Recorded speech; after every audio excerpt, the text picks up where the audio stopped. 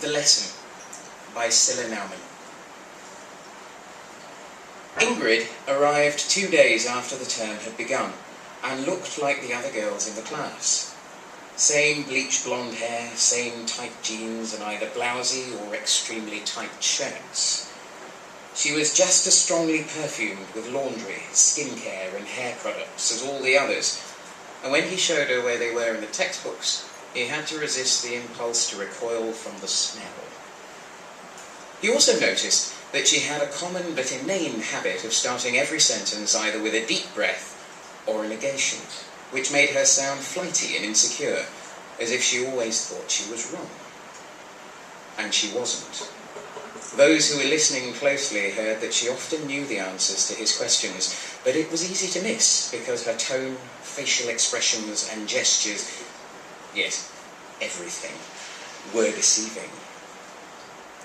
The only thing that really distinguished Ingrid from the others in the class was that she was never late.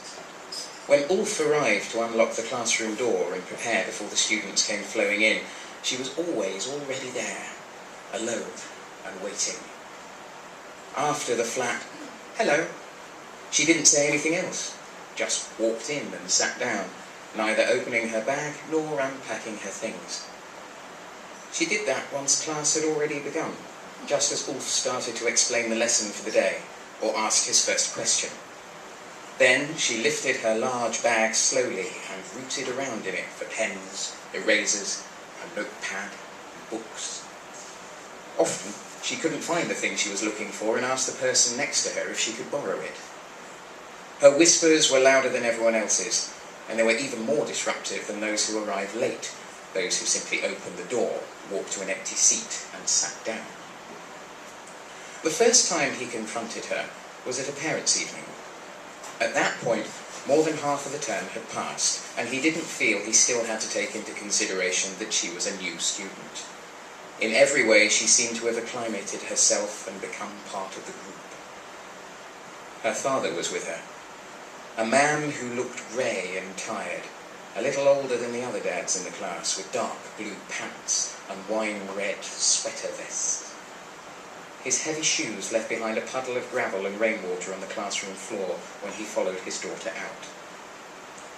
Ingrid looked blankly at Ulf when he said that she was disruptive. First, she looked down at the desk and sat quietly. Then she let out a low but clear, "What? Me? But I'm, always on time."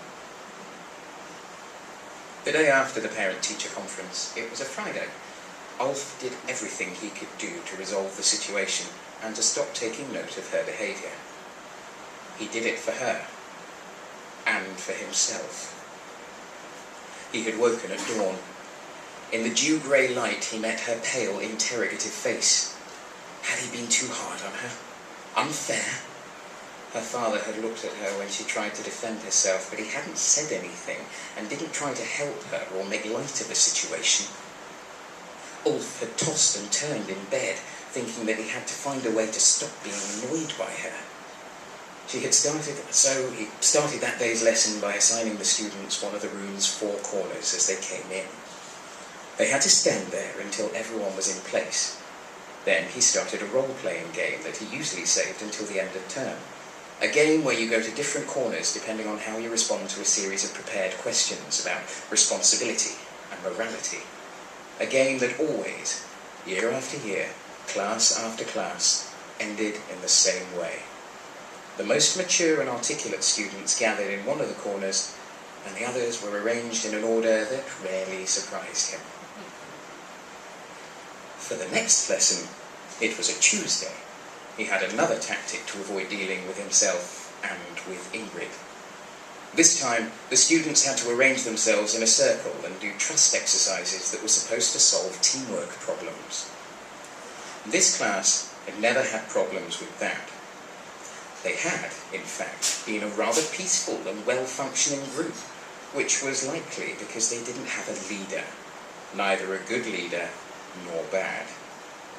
Even good leaders could be a burden for young people.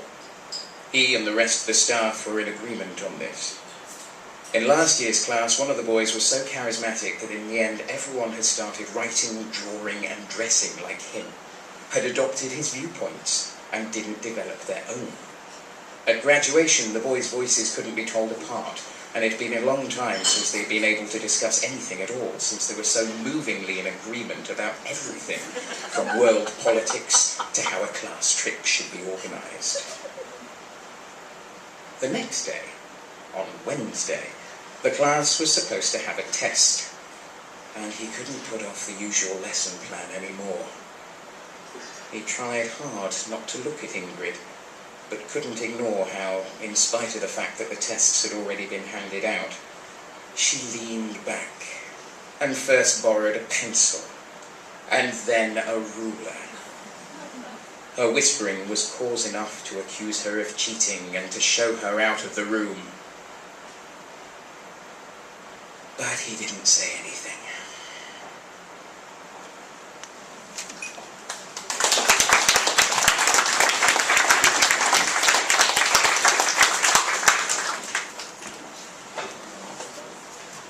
Hello, I'm reading from this little book, which